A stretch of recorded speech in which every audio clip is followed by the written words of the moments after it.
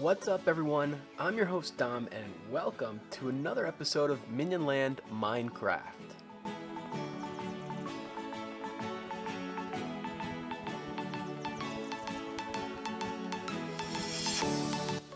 Alright, everyone. So unfortunately, I learned a valuable lesson.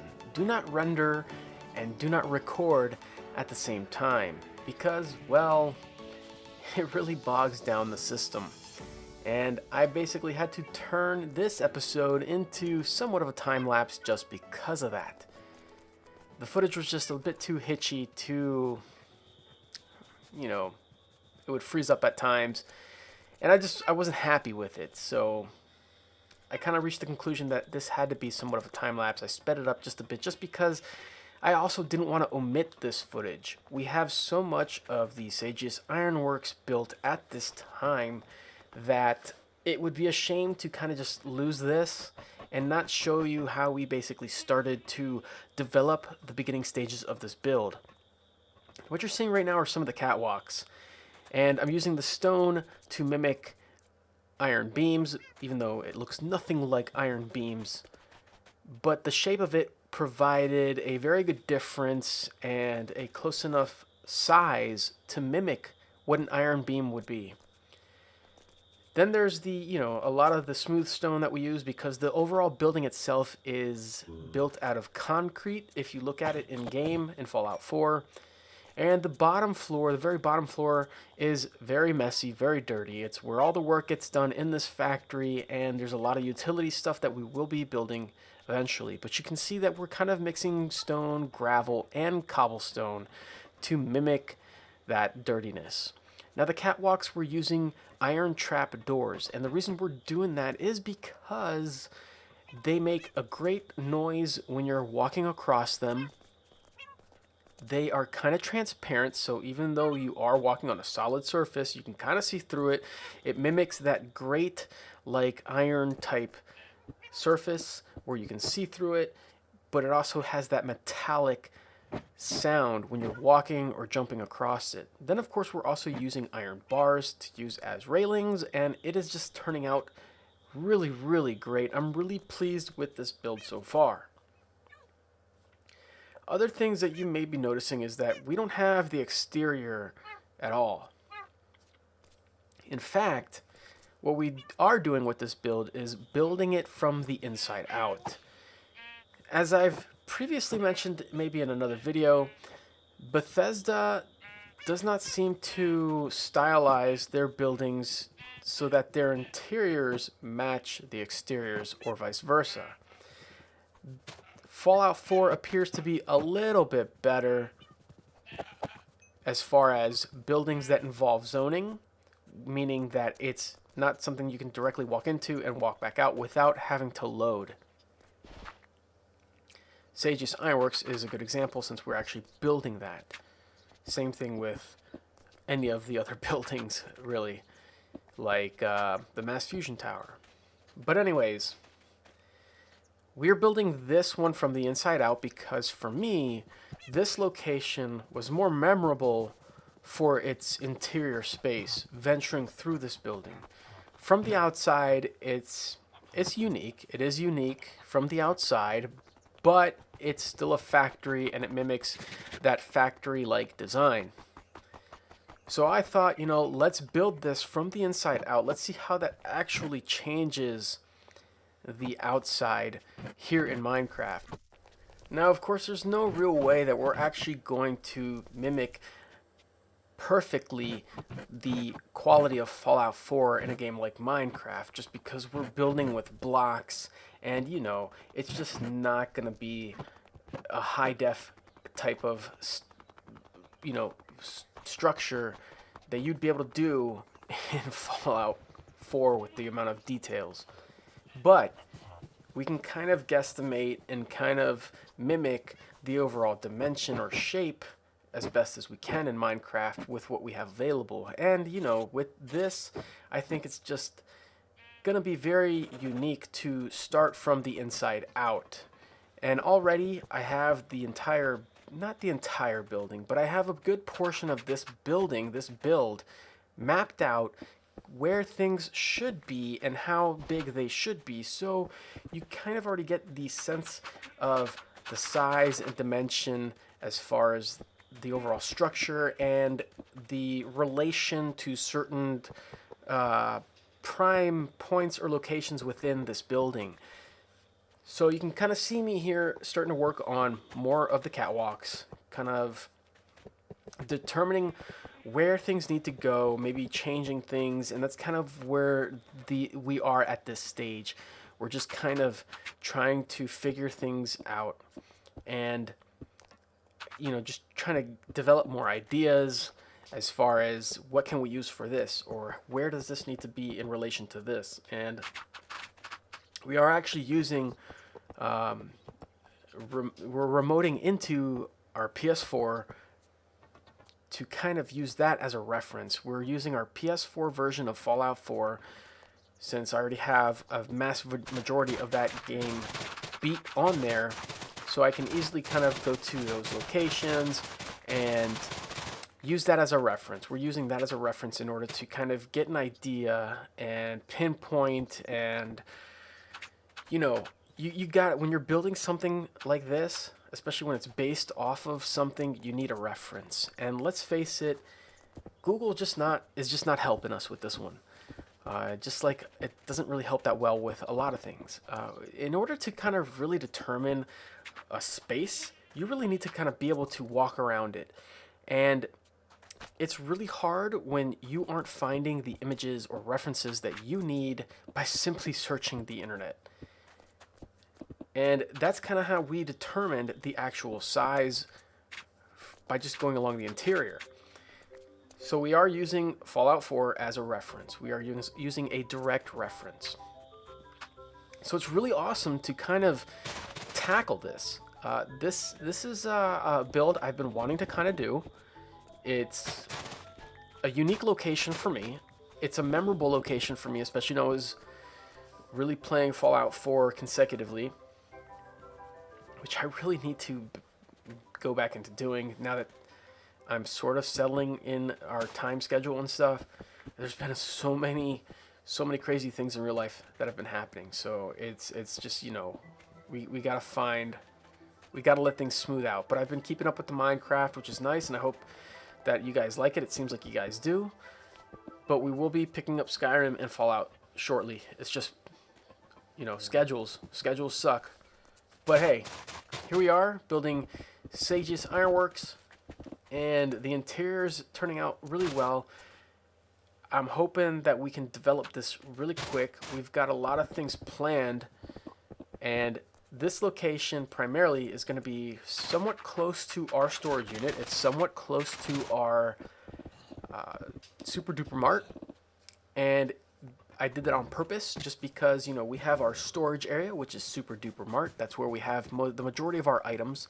And then we have Saugus Ironworks, which is going to be like our furnace area.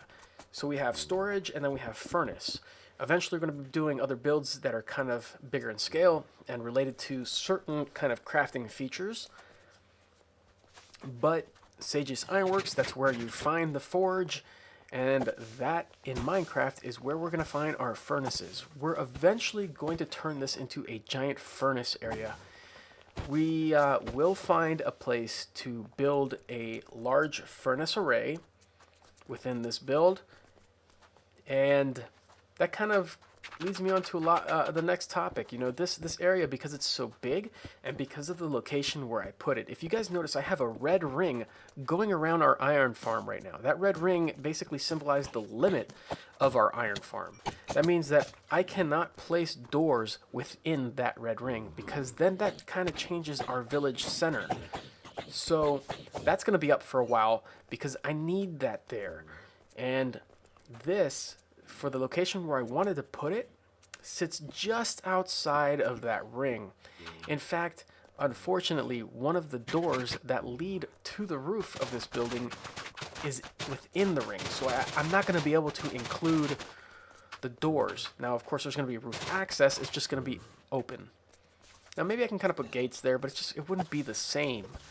So we're just going to have to leave that open, unfortunately. But that's okay. it's still going to look like a really awesome build. It's still going to be pretty amazing. And because of its location, like I was saying before, it kind of overlaps into our swamp area that we have. And it's going to require a lot of terraforming. And I have been already filling the sub-level of this build with dirt and cobblestone because we have such a large supply of it. That's also going to maybe kind of eat away at what we have. So to replenish that, we may actually have to start kind of digging out the vault and start planning out our vault. And that'll kind of recuperate our stone, our cobble, and possibly even our dirt. So there's a lot of things that we kind of have to consider and think about here for this build. Now this build is pretty massive. Like I said, it's all concrete in game, so we're going to mimic that by using a lot of stone. But we also have to kind of break up that stone by using other blocks in some way or some fashion so that it's not so bland. Because even though we are trying to mimic something that is existing and it is the way it is, we kind of have to break it up some way or another so that it's just not so boring looking. Now, if we use smooth stone for the entire build, that may be true to game, but it would just look so flat. And even though we will still use a lot of stone, we still have to find ways of breaking up the pattern.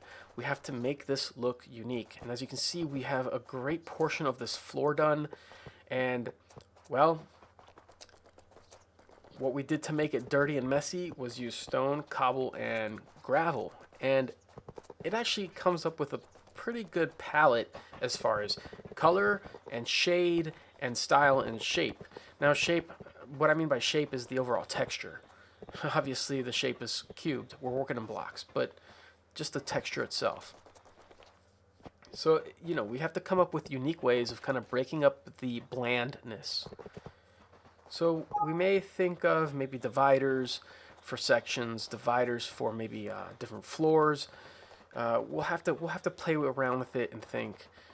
And one of the challenges I actually found with this was actually, well, the railings for the catwalks.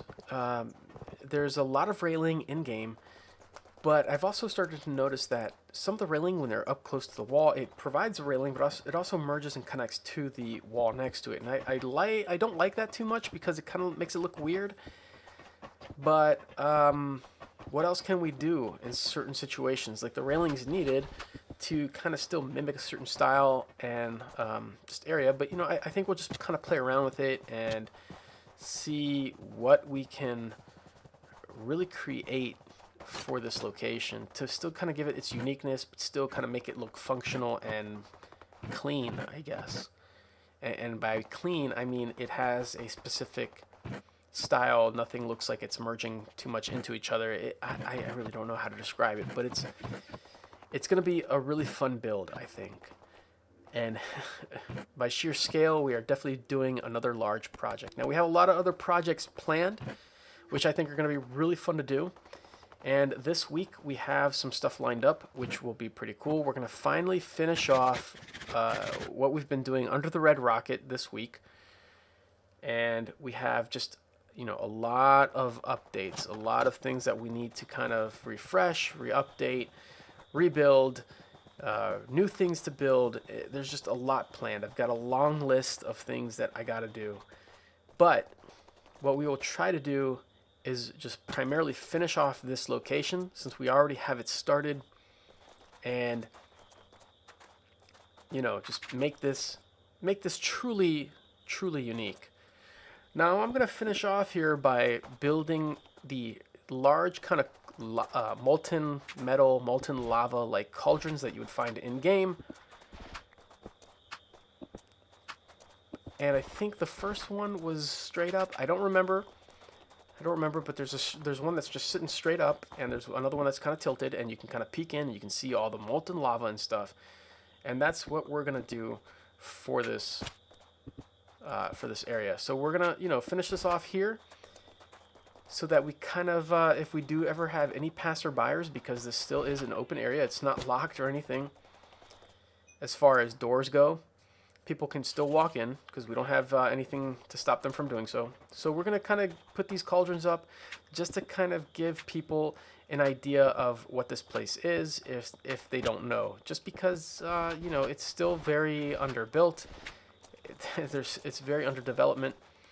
So if we put the cauldrons in and they're familiar with what Fallout is, they'll hopefully immediately recognize this location. But anyways, guys, that's all the time I really have for today. Sorry for this episode turning out to be the way it was. It wasn't what I planned, but stay tuned. We do have other episodes this week that have turned out really great, and I hope to see you all next time. Please let me know your comments down in the comments field below of what you think about Saugus Ironworks and any ideas that you guys may have.